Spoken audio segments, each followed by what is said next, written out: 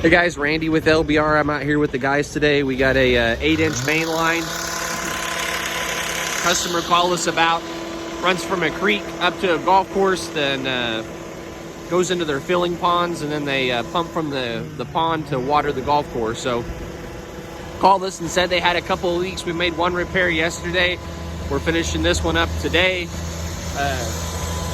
Basically what goes into it is once we locate the leak, we dig up the line, and in this case it was a steel pipe.